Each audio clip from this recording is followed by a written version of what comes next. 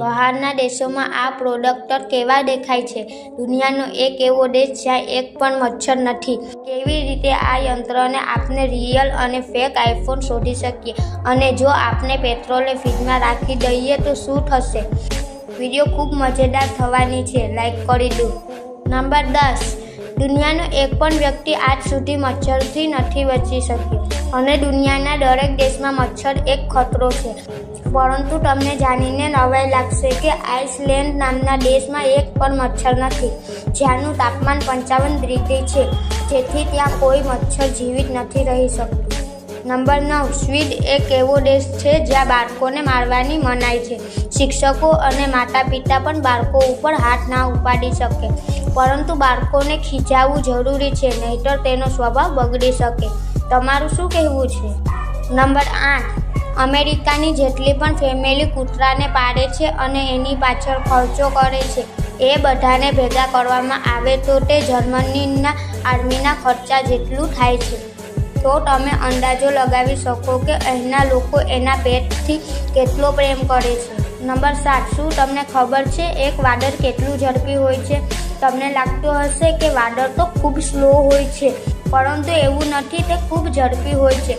ઉદાહરણ તરીકે દિલ્હીથી મુંબઈ એક વાદળ 7 કલાકમાં પહોંચી જશે અને કારથી જવામાં 10 કલાક લાગશે. નંબર 6. જો કોઈ વ્યક્તિને કોઈ 2 લોકો સલાહ આપતા હોય, એમાંથી એક દાઢીવાળો અને બીજો ક્લીન શેવ હોય, તો તે વ્યક્તિ દાઢીવાળા વ્યક્તિની વાત માનશે, ભલે પછી બંને એક જ કહેતા હોય. દાઢી મેચ્યોરિટીના પાવરને દેખાડે છે. નંબર 5. બજારમાં અમુક એવા આઈફોન છે જે હુબહુ આઈફોન જેવા લાગે છે, તો તમે કેવી રીતે પારખી શકશો? સૌથી પહેલાં આઈફોનના બોક્સને હલાવો. જો અવાજ આવે તો તે ફેક છે. અને બીજી વાત, સેટિંગમાં જઈ જોઈ લો. નંબર 4. શું તમને ખબર છે જાપાનમાં એક એવું આઇલેન્ડ છે જ્યાં ફક્ત સસલા રહે છે? જો તમે અહીં ફરવા જવા માંગતા હોય તો જઈ પણ શકો. આનું નામ રેબિટ આઇલેન્ડ છે. નંબર 3. શું આપણે પેટ્રોલે ફ્રીજમાં રાખીશું તો શું થશે? તે જામી જશે? તો જવાબ છે નહીં. અલગ અલગ પ્રવાહીને જામવા માટે અલગ અલગ તાપમાન જોઈએ, અને આજ સુધી એવું ફ્રીજ નથી બન્યું જે પેટ્રોલે જમાવી શકે. નંબર 2.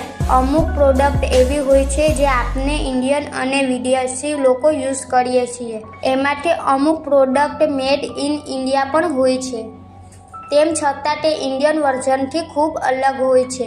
સૌથી પહેલાં વાત કરીએ પાર્લેજીની, તો તે બહારના દેશોમાં આવું દેખાય છે અને તેનો સ્વાદ પણ અલગ હોય છે. હવે વાત કરીએ મેકઅપની, તો તે બહારના દેશમાં ખૂબ સારું વેચાય છે. નંબર 1. જો ફોન પાણીમાં પડી જાય તો શું કરવું જોઈએ?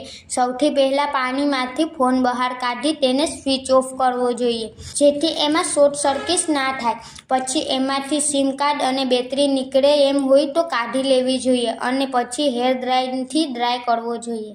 તો મિત્રો, આશા કરું છું વિડીયો પસંદ આવી હશે. આવી મજેદાર વિડીયો જોવા માટે હમણાં જ ઘંટડી વગાડો. ધન્યવાદ.